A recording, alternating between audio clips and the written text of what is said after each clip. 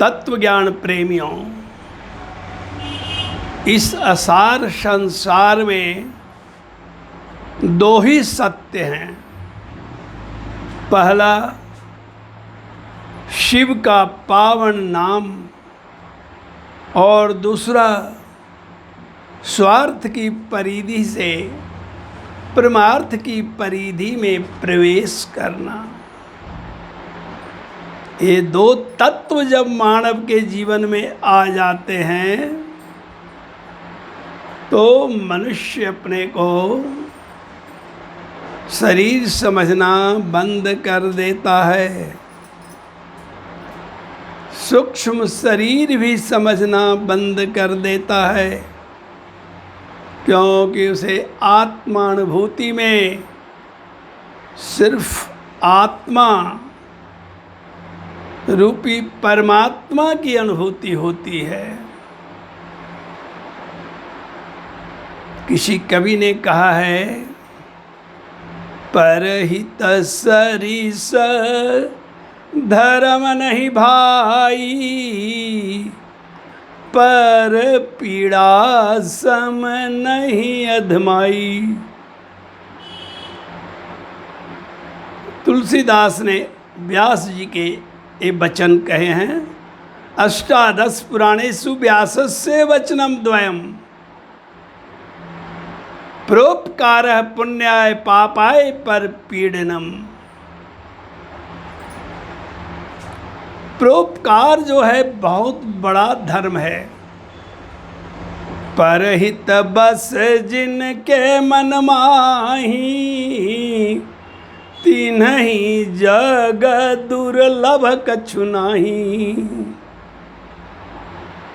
स्व से पर की परिधि में प्रवेश करने से आत्मज्ञान की स्फुरना होती है। मित्रों, दधीची का नाम आपने सुना होगा।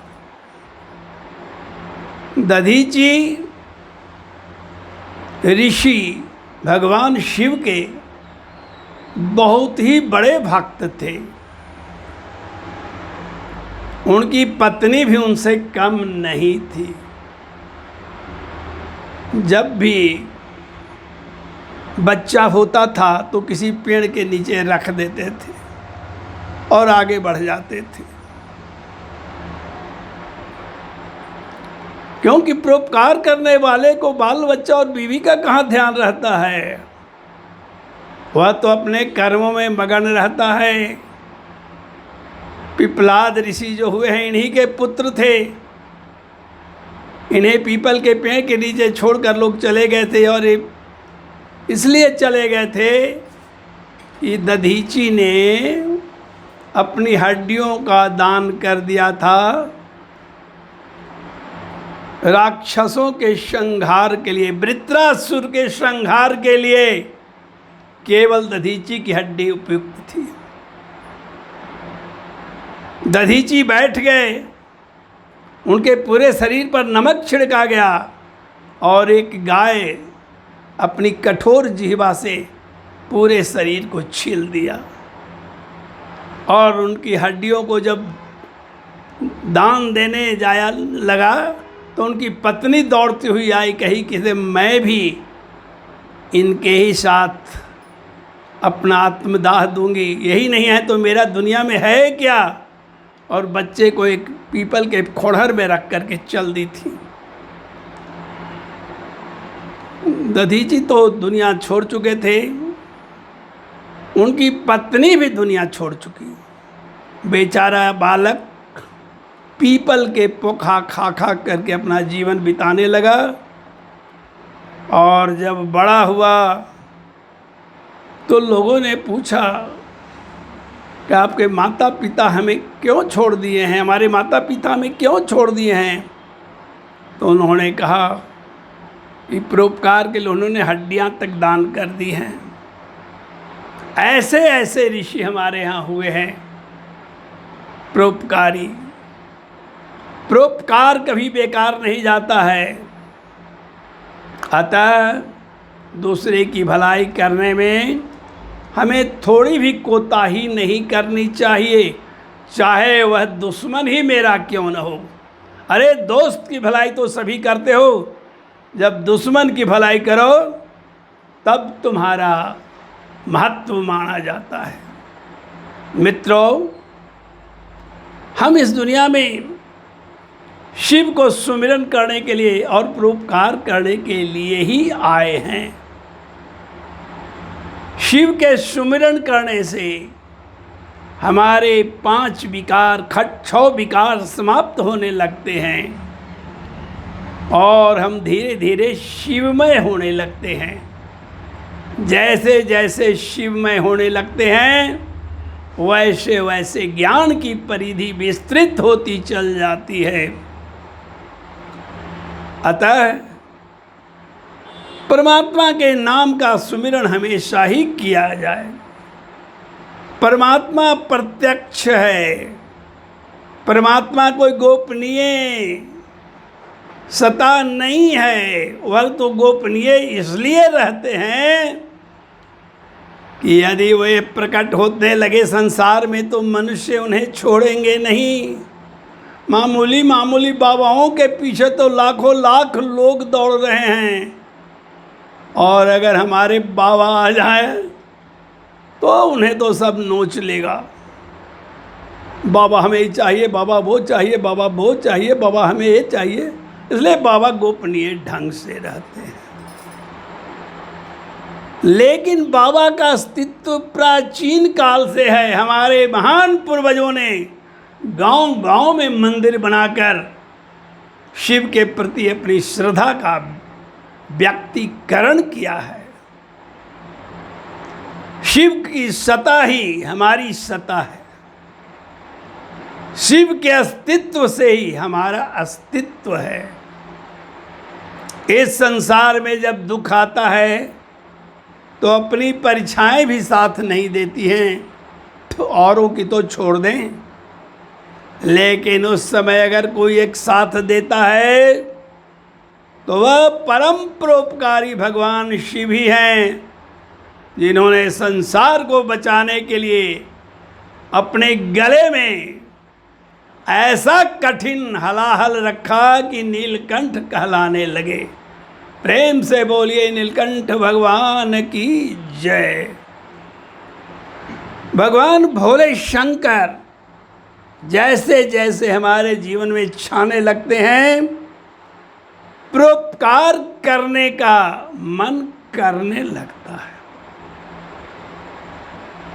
भगवान शिव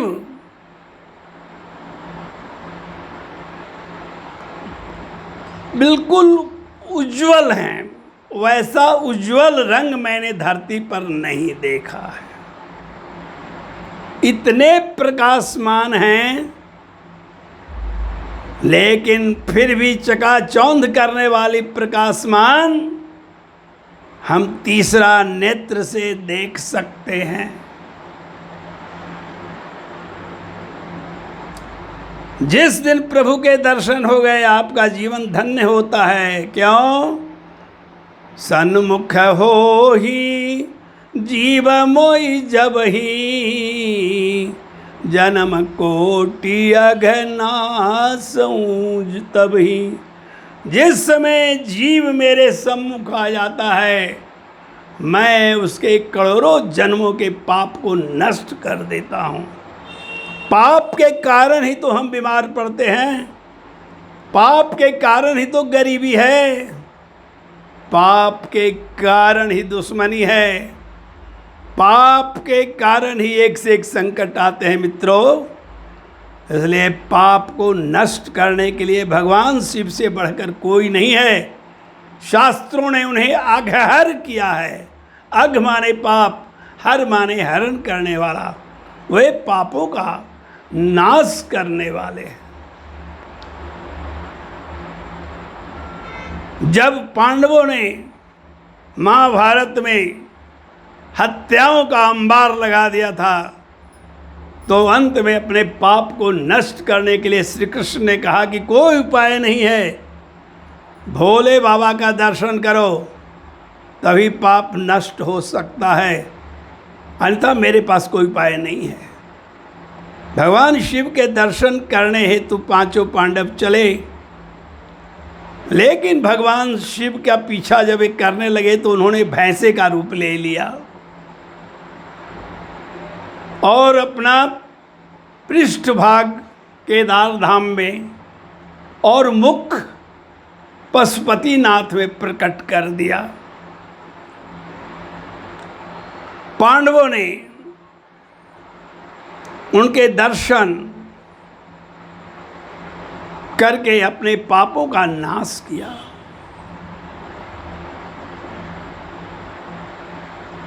पाप जीवन में अनेक जन्मों से होते हैं, लेकिन संचित पाप कम से कम 7 जन्मों का हमें जरूर तंग करते रहते हैं। कुछ पाप क्रियमाण पाप है जो हम प्रति क्षण करते जा रहे हैं, जाने अनजाने में। मच्छर मार दिया, मक्खी मार दी, चिड़िया मार दिया, किसी का दिल दुखा दिया। शब्दों से दिल दुखाना भी महापाप है। कोई आपके पास आए और आप शब्दों से उसके दिल को दुखा दिया तो आपसे बड़ा कोई पापी नहीं है, क्योंकि हर एक जीव में शिव का निवास है। इसलिए कभी किसी को कटु वचन नहीं कहना चाहिए। कबीर भी कहते हैं, घूंघट का पट खोल रे तुम्हें पिया मिलेंगे, कटुक वचन नहीं बोल रे तुम्हें पिया मिलेंगे। भगवान कहीं दूर नहीं है, तीर्थों में जाने की कोई ज़रूरत नहीं है। भगवान तो हमारे अंदर ही बैठे हुए हैं। जैसे कस्तूरी के अंदर मृग रहता है, लेकिन वो सभी जगह सूंघते चलता है कि कहाँ से गंध आ रही है। उसी प्रकार जीव के अंदर शिव हैं, लेकिन स्वयं के अंदर नहीं पा करके अनेक तीर्थों में भटकता रहता है और उसे कुछ मिल नहीं पाता है।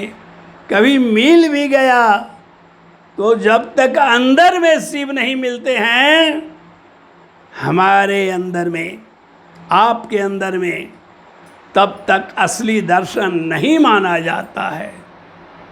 इसलिए हमें अपने भगवान को स्वयं के अंदर ही देखना चाहिए।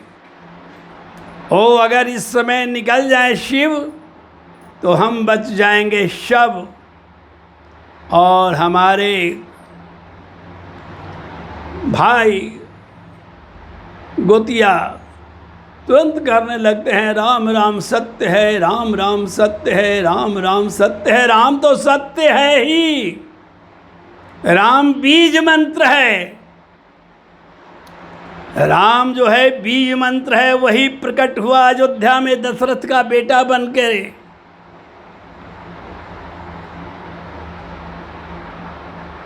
वह परम सत्य है, वह इतना सत्य है कि उसके उल्टा नाम भी बोल दो तो राम प्रसन्न हो जाते हैं। उल्टा नाम जपत जग जाना, वाल्मीकि भय संत समाना। ऐसा है राम शब्द। भगवान शिव मसान पर जा कर के क्यों लगा लेते हैं राख? क्योंकि जब वह सुनते हैं कि कोई बोलता जा रहा है राम राम सत्य है, राम राम सत्य है, और लाश को जा कर के जला देता है, तो वो सोचते हैं कि इसमें कोई रहस्य है, क्यों बोल रहा है राम राम सत्य है, और वो पूरे शरीर में मल लेते हैं। राम से राख समझते हैं और माँ से मसान। ऐसा है राम का नाम। राम तुम्हारा नाम स्वयं भी काव्य है, कोई कवि बन जाए सहज संभाव्य है। मैथिली शरण गुप्ता जी ने कहा है, राम का नाम अद्भुत है। लेकिन राम का जन्म भी परोपकार के लिए हुआ था। जितना कष्ट राम ने उठाया है, आप और हम नहीं उठा सकते हैं। राम को जब शादी हुई तो शादी का कोई सुख नहीं उनको मिला, कुछ भी नहीं। दुनिया की सबसे खूबसूरत लड़की से राम की शादी हुई थी, और वो भी शिव के धनुष को उठाकर तोड़ने पर। शिव का धनुष दधीची की हड्डियों से बना हुआ था, उसे तोड़ने की ताकत किसी में नहीं थी। भगवती सीता केवल उठा लिया था उसे, लेकिन राम ने उठाया, उसे तोड़ दिया, तब जाकर के शादी हुई। लेकिन शादी के बाद सारे सपने अधूरे रह गए। क्यों? क्योंकि राम जो है आराम करने के लिए नहीं पैदा हुए थे, राम दूसरे के परोपकार के लिए पैदा हुए थे। इसलिए जंगल जंगल जब राम जाने लगे तो सीता ने कहा कि आपकी मैं छाया हूँ, आप ही नहीं हैं तो मैं कहाँ हूँ। जहाँ राम तहाँ अवध निवासु, जहाँ राम है वहीं अयोध्या है, मैं ही अयोध्या में रहकर क्या करूँगी। और सीता जैसी महानतम सुंदरी जंगल के कांटों पर जीवन बिताने लगे, और कभी शिकायत नहीं की राम से कि मैं बहुत कष्ट में हूँ। परोपकार के चलते राम ने अपने वैवाहिक जीवन को भी बलिदान दे दिया। इतना ही नहीं, पत्नी को अपहरण होने पर राम को इतना बड़ा युद्ध करना पड़ा जितना बड़ा युद्ध पृथ्वी पर कभी हुआ ही नहीं था। रावण से युद्ध करना कोई मामूली बात नहीं था।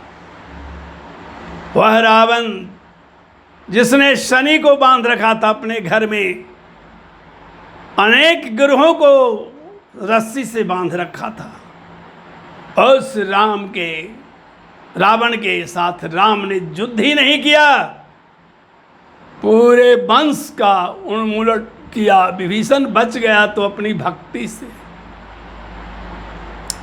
मित्रों, जब राम अपने जीवन को परोपकार के लिए बलि दे सकते हैं, शिव अपने जीवन को त्रिपुर सुंदरी को पाने के बाद भी जहर पी करके नीलकंठ कहला सकते हैं, तो क्या हम और आप दूसरे की भलाई नहीं कर सकते हैं? दूसरे की भलाई से मेरा मतलब है, यदि कोई आपसे याचना करने आया है, भलाई के लिए मदद मांगने आया है, तो हमें उसकी करनी चाहिए, दबंगों से उसे बचाना चाहिए। अगर कोई रास्ते पर कोई किसी को मार रहा है, हमारा कर्तव्य है कि उसकी जान की रक्षा कर दें, चाहे जो भी हो।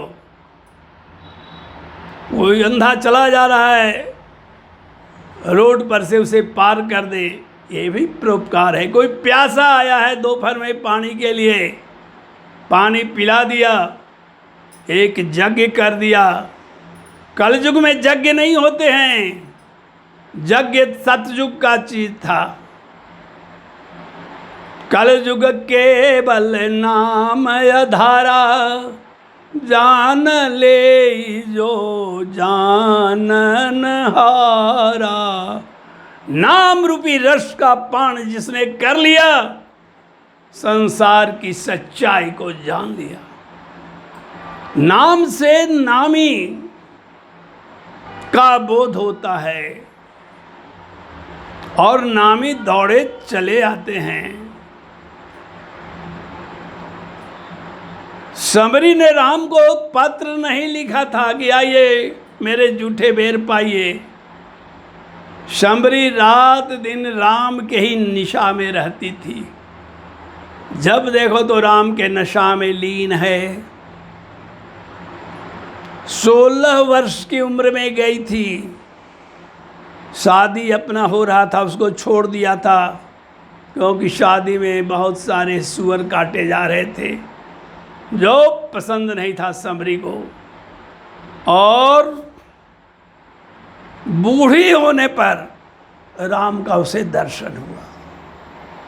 षोडशी को तब तक प्रतीक्षा करना पड़ा जब तक वह बुढ़ी नहीं हो गई, 80 साल की। 80 साल के उम्र में राम वहां पहुंचते हैं।